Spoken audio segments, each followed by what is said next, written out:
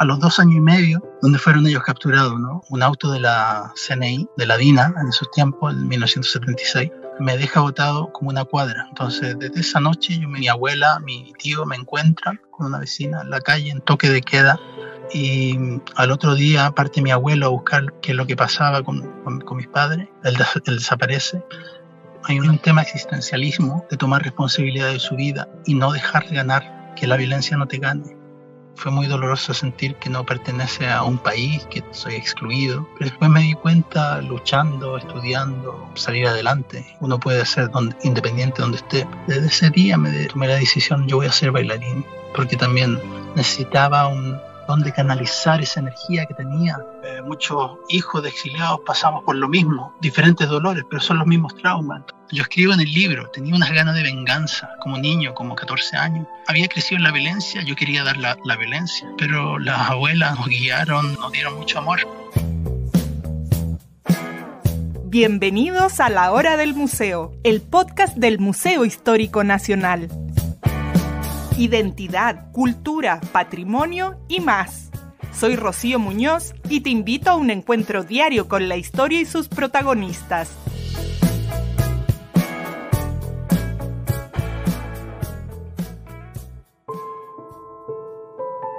En una ciudad donde los Andes se erigen como guardianes del este y las colinas y valles de la cordillera de la costa vigilan desde el poniente, mis padres fueron arrancados de mi lado por los agentes del régimen militar cuando yo tenía 2 años y medio.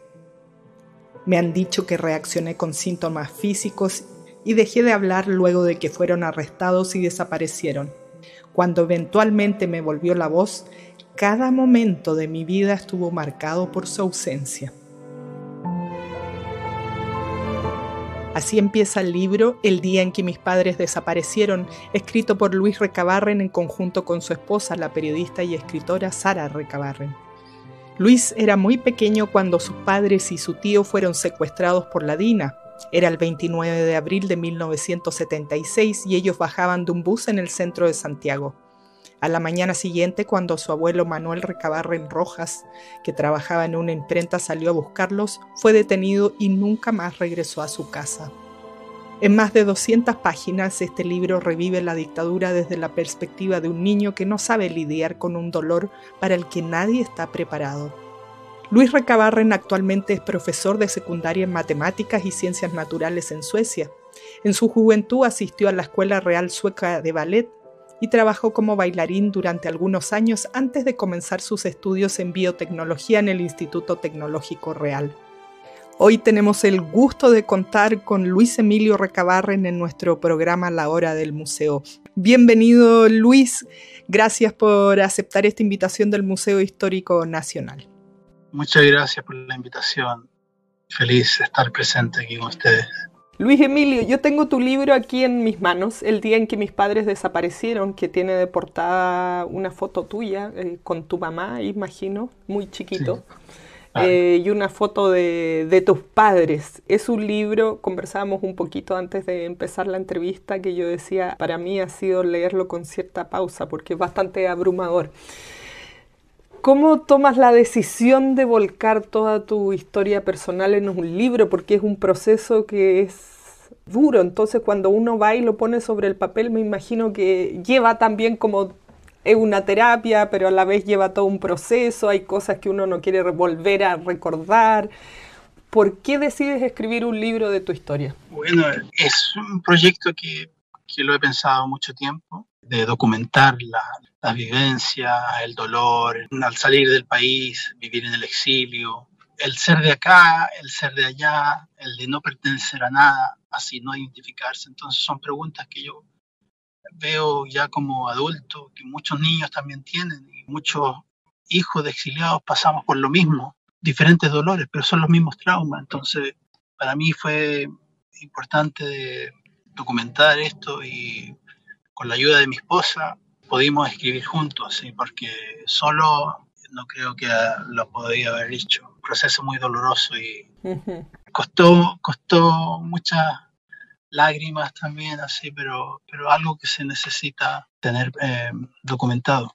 sentía. Cuando terminaste el libro, ¿con qué sensación te quedaste? ¿Liberado, dolido? Cuéntanos un poco. Ya, ahora además este libro salió hace poquito tiempo. Después pensando en cuando terminamos el libro así, pensaba, ay, faltaron estas cosas, faltaron estos detalles, esta historia, pero lo importante me di cuenta que era documentar la perspectiva del niño, porque tantos detalles que hay durante la represión en Chile, durante la dictadura, tantas historias que se pueden contar, pero para llegar a una perspectiva humana, en la perspectiva de un niño, era diferente. Entonces igual me sentí feliz por haber llegado a la meta, algo que estoy contento y he recibido muchas respuestas y opiniones de diferentes hijos y diferentes familiares y me dicen, pucha, te pasaste, Luis. Y yo le digo, bueno, ahora es tu turno. Yo creo que todos debemos escribir historias de la perspectiva del dolor de los niños que pasaron, porque mucho se sabe de las torturas, mucho se sabe de la documentación, pero la ausencia, lo que pasa con un niño, no hay mucha literatura sobre eso. Entonces, incluso psicólogas leyeron el libro y dicen, no, este tipo de perspectivas se necesitan incluso en estudios de trauma, cómo reaccionar a estos niños, cómo hacer un acercamiento. Y me sentí feliz de llegar a meta. Bueno, el día en que mis padres desaparecieron es la historia que tú comienzas a contar sin ánimo de que nos cuentes todo el libro, de spoilearlo. Aprovecho de decir que es un libro muy, muy necesario de leer, más allá, como tú decías, los comentarios que he recibido incluso de psicólogas, más allá de personas que tengan otras ideas políticas o no sé, no cabe aquí mucho, porque es un libro que tiene que ver con un proceso, como tú decías, de trauma, una parte de una muy dolorosa historia de Chile que nos afecta a todos, pero contada a través de esta mirada de tus recuerdos, ¿no? Aquí está tu historia personal, tus recuerdos, lo que escuchabas de tus abuelas, pero ¿cómo es el proceso de empezar a contar una historia personal y familiar? Porque uno igual...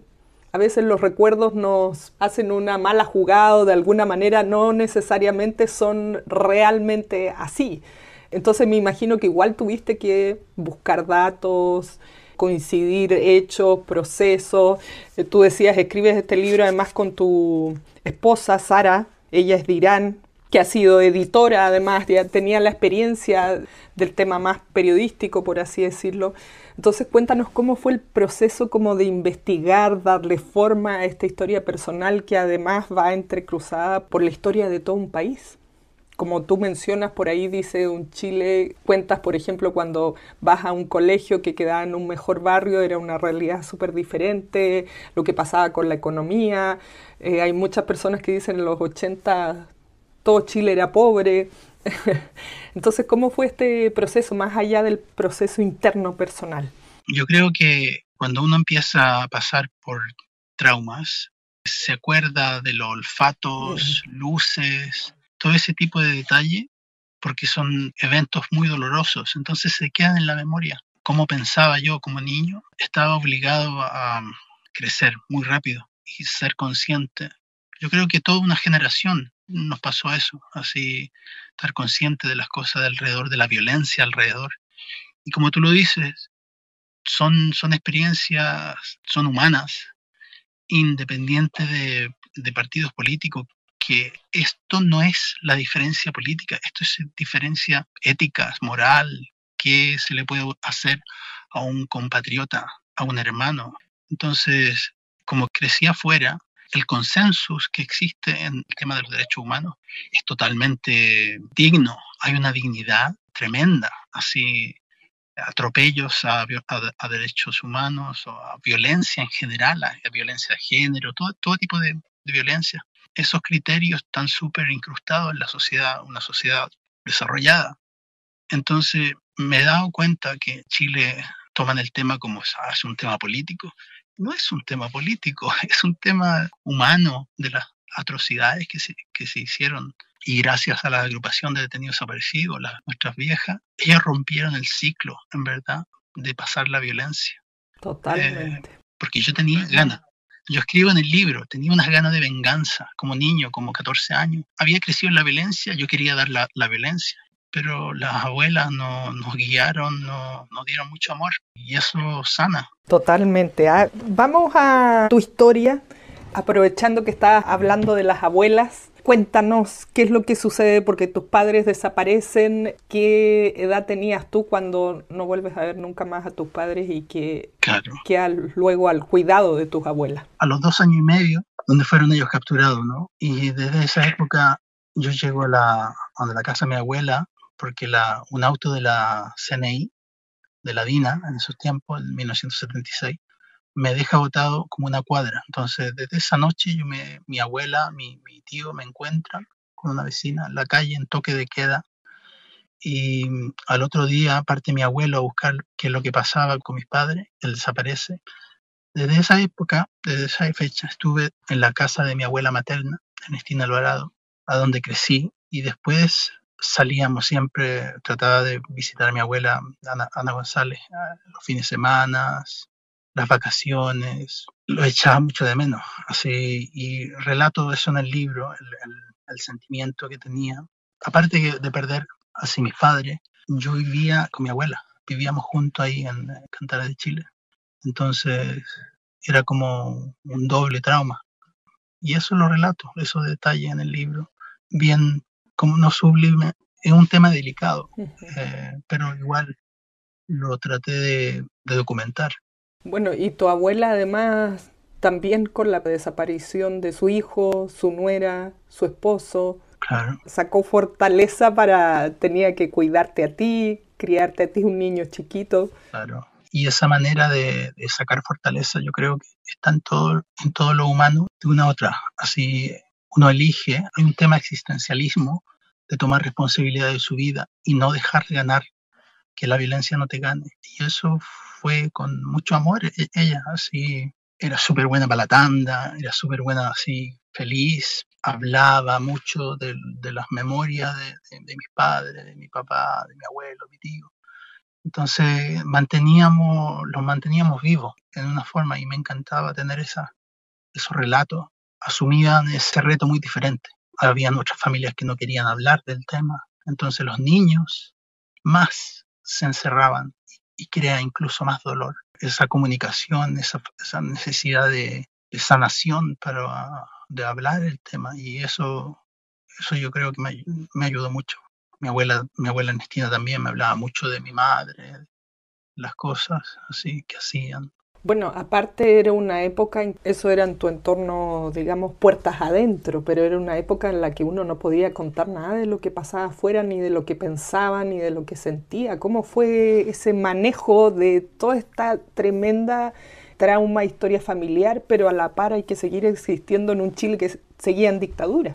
Claro, era una paradoja de vivir, ir a la escuela, no sabía con quién hablar si es que uno no le podía contar. Y eso como niño estaba muy consciente de que existía. Había un miedo, había la expresión corporal que tenían algunos profesores como de Milico, el lenguaje corporal donde nos hacían así pararnos, así como intimidar a los niños. Es diferente tener disciplina y hablar con la mano recta y decir, no, eso no se hace. Pero yo podía leer que algunos profesores eran simpatizantes de la dictadura. Uh-huh.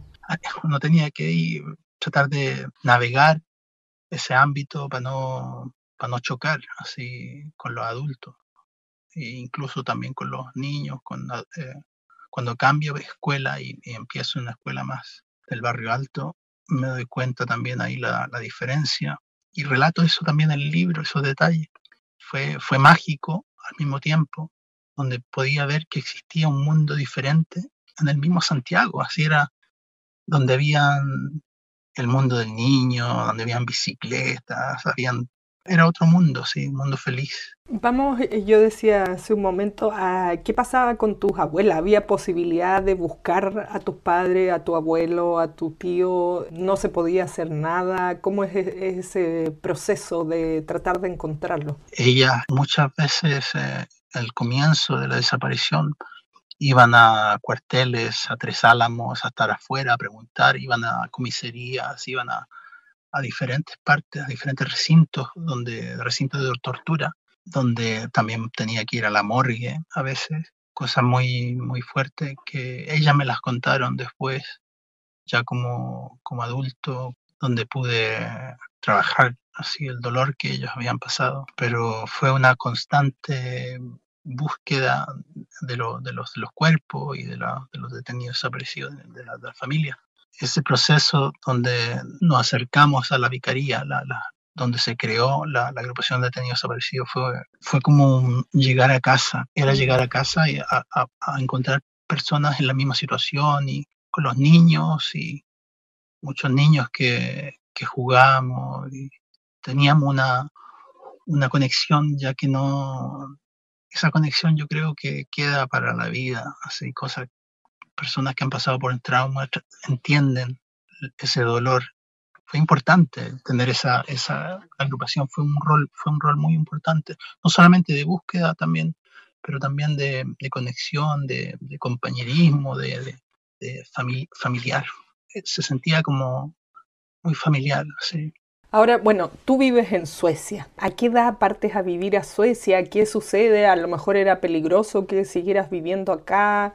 ¿Cómo fue ese, además, cambio de país? Fue muy doloroso. Al mismo tiempo tenía una curiosidad de niño de conocer el país donde la socialdemocracia había construido un país muy con un bienestar muy grande y con derechos humanos que jugaban un papel muy grande aquí en la infraestructura de los trabajadores, o sea, los derechos de trabajadores. Entonces, todas esas cosas las tenía presentes porque me gustaba mucho leer ciencias sociales. Tenía libros donde leía geografía y ciencias sociales. Entonces, llego acá y echo de menos mucho Chile. Así, fue doloroso. Después me encontré con el racismo, con el nazismo durante los 80. Entonces fue muy doloroso sentir que no pertenece a un país, que soy excluido. Pero después me di cuenta, luchando, estudiando, que salir adelante y uno puede ser independiente donde esté, pero me di cuenta que me incluí yo mismo y dije, aquí estoy y aquí tengo que hacer mi vida, porque ya en el libro relato también, yo voy a Chile a los 17 años y trato de incorporarme a Chile, pero veo que esos años fueron tan importantes para mí que al llegar a Chile me doy cuenta de un país muy, muy clasista, injusto, polarizado en el tema todavía. Yo creo que aún el chileno malinterpreta lo que pasó durante la dictadura de legitimizar las violaciones de los derechos humanos, que es algo político, izquierda o derecha. En verdad eso es justicia, eso es parte de una sociedad sana. Absolutamente. Entonces, al llegar a Chile yo veía a las personas, mujeres embarazadas, vendiendo helado en las micro, y el hombre no paraba. Me daba mucho dolor de que no había esa empatía en la sociedad, porque la estructura de la sociedad tiene ese darwinismo, y para mí fue muy doloroso eso, ver. Cuando vienes aquí, tienes 17 años, ya estaba de vuelta la democracia, estábamos todavía en dictadura. Estaba justo había un proceso de democracia, sí. Bueno, y así todos estábamos en una sociedad donde se respetan poco los derechos, por así decirlo. Exacto, sí. Veía, aunque se había sido oficialmente, se había electo a Aylwin para ese tiempo, pero el trabajo de democratización, de educación cívica al pueblo se necesita, y yo creo que demora muchos años. El fruto del estallido social, de la ansiedad de querer una sociedad mejor, yo creo que existe muy grande en Chile. Eso es lo que siento todavía. Cuando, bueno, te vas a vivir a Suecia, eres adolescente, entiendo, y pasas muchos años en la danza. ¿Cómo fue esa experiencia? Porque es tan distinto, no sé, es además un oficio poco común. ¿Cómo se te abre este mundo de la danza en tu vida? La verdad es que cuando yo viajé a Chile, mi abuela me introdujo al ballet. Mi abuela Ana González, teníamos un amigo en el Ballet Nacional y me y me llevó, me dijo, anda a ver, él es un amigo, y él me invitó, y quedé ilusionado, quedé así, wow, esto es tan bonito, porque tenía muchos perjuicios yo también, así. Y digo, no, pero si estos cabros son machos, que tan graciosos, con una gracia y tan atléticos. Y digo, wow, qué hermoso. Entonces, ahí, desde ese día tomé la decisión, yo voy a ser bailarín, porque también necesitaba donde canalizar esa energía que tenía. La danza para mí fue muy sanador y viajé por todas partes. Trabajé en muchas partes. Trabajé también inclusive en Israel, donde sobrevivientes de Auschwitz era la jefa. Eran pero pan de Dios, así cariñosas y muy, muy dedicada al arte de canalizar, de mucho canalizar. Entonces fue un rol muy importante para mí la danza, fue muy sanador. ¿Por qué dejaste la danza o sigues practicándola a lo mejor como hobby o no? ¿Qué pasó ahí? Llegó un tiempo donde trabajaba tanto, bailaba, hacía tour, no tenía un punto estable, vivía en Luxemburgo, en Barcelona, en Londres, así en París, en todas partes. Entonces ya tenía una edad donde ya había trabajado tanto, tenía 80 actuaciones al año y quería tener familia y dije, ¿sabes qué más? Yo estoy cansado, ya no hay yo la necesidad y me puse a estudiar. Me puse a estudiar con 29 años. Dije, voy a estudiar. Y estudié ingeniería. Fue muy pesado de estar moviéndose 8 horas al día. Claro. Después de estar sentado 8 horas al día, con dolor de espalda, estudiando ahí con los libros. Porfiado como soy, así me puse ahí a darle así. Tremendo cambio de la danza a la ingeniería. Y a las matemáticas y a todo, así empezar. Todo tiene su tiempo, hay procesos donde es importante de atreverse a veces de cambiar el patrón de las cosas.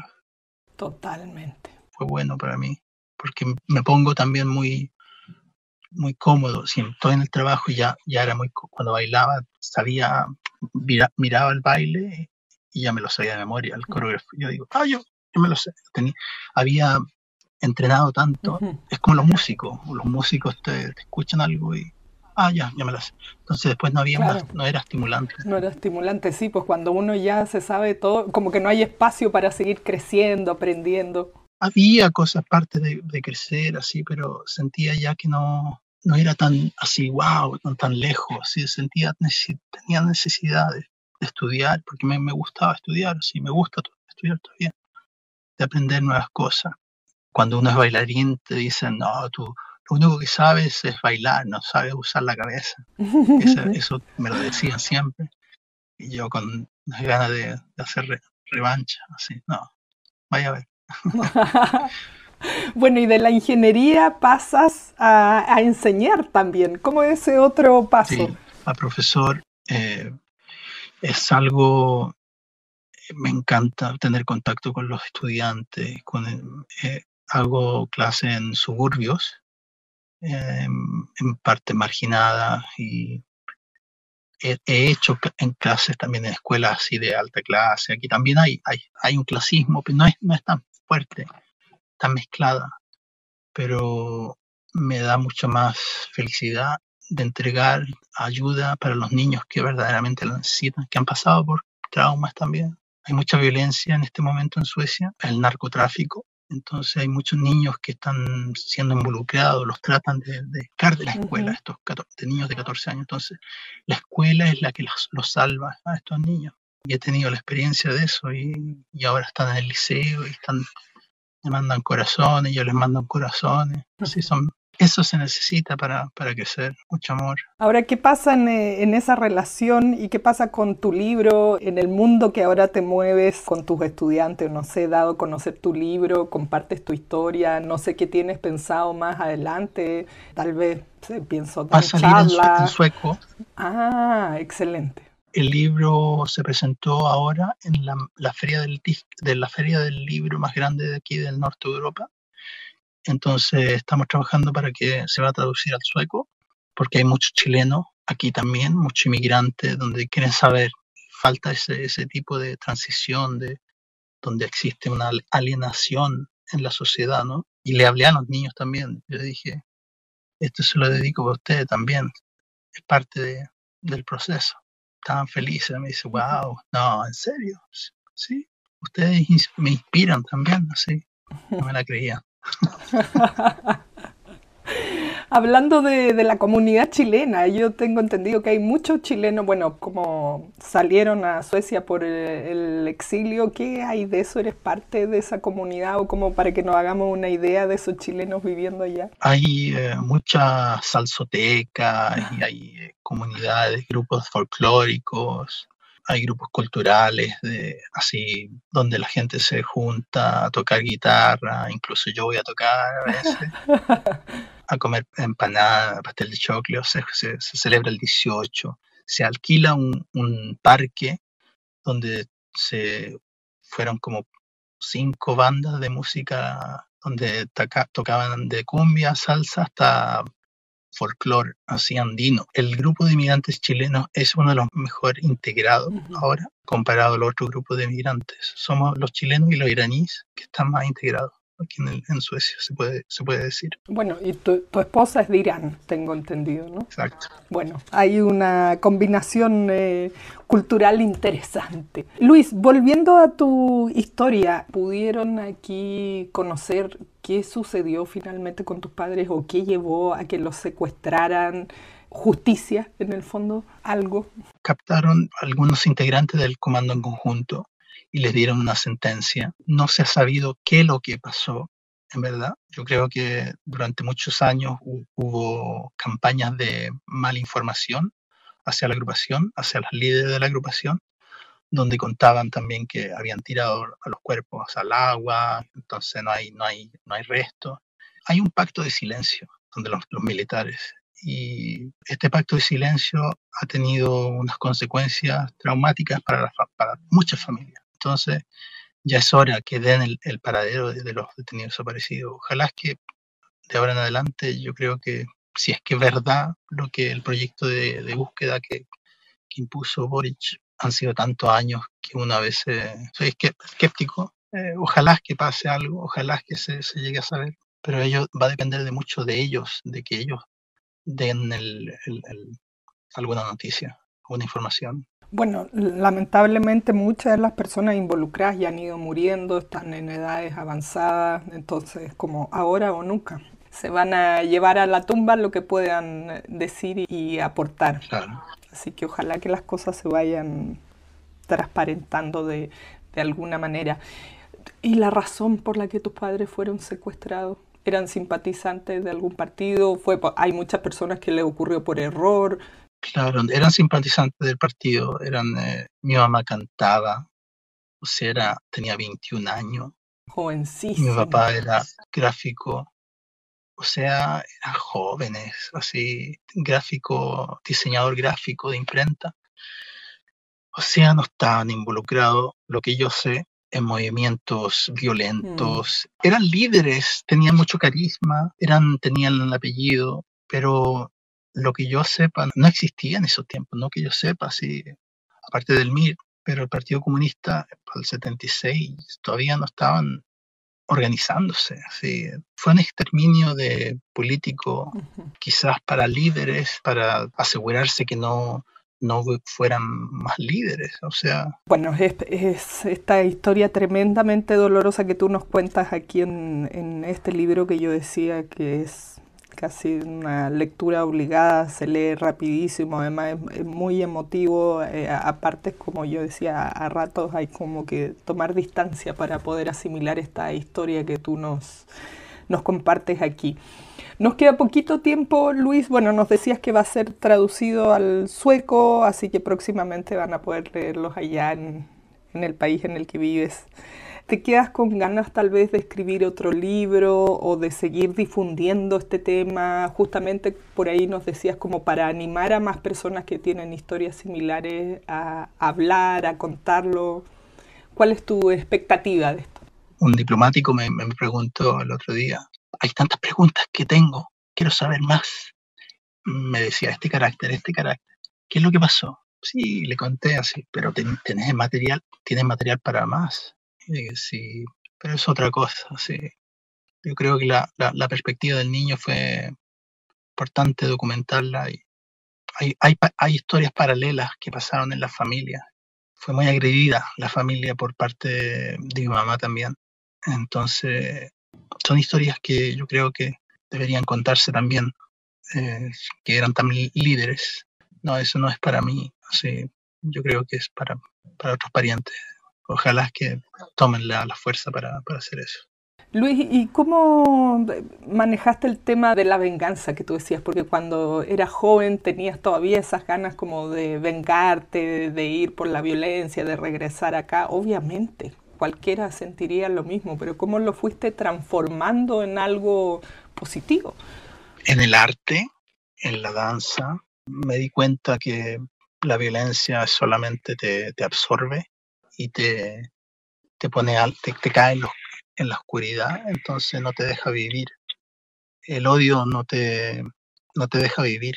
Y para sentir el amor, yo creo que hay que desligarse de ese odio, de esa violencia, y un sanamiento para poder vivir, porque si no, no te deja avanzar en ninguna fase.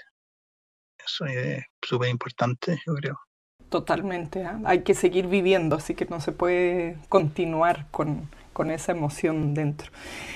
Luis, te agradezco muchísimo por esta conversación, se me ha pasado muy rápido el tiempo, me ha encantado leer tu libro el día en que mis padres desaparecieron. Si hay gente que quiere saber más de ti, más del libro, ¿cómo te encuentra? ¿Cómo encuentra el libro? El libro está en buscalibre.cl, ahí se puede mandar a pedir, lo mandan en todas partes de Chile. Esa es la manera de poder adquirir. Está en digital para fuera del país, está en Amazon y está en Apple Books, que uno puede leerlo digital. No es la misma cosa y tenerlo digital. A mí... Claro. Pero, a mí tampoco me gustan los libros digitales. Pero esa es una alternativa. Buscalibre.cl está accesible.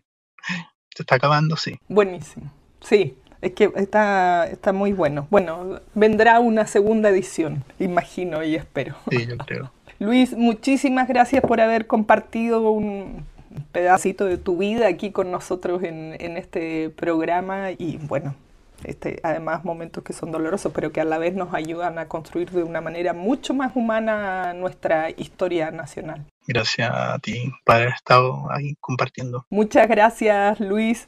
Nos vamos a despedir aquí. Entonces, hemos compartido con ustedes el día de hoy este libro, El día en que mis padres desaparecieron, de Luis Puntito Recabarren. Esa pregunta se me quedó ahí en el tintero. ¿Sabes por qué te decían Puntito? Porque hay dos cosas. Yo creía siempre cuando chico que era guatón y negro. Me decían guatón y negro. Después supe por qué me decían. Porque ellos cuando se juntaban en las reuniones de célula era el punto de referencia.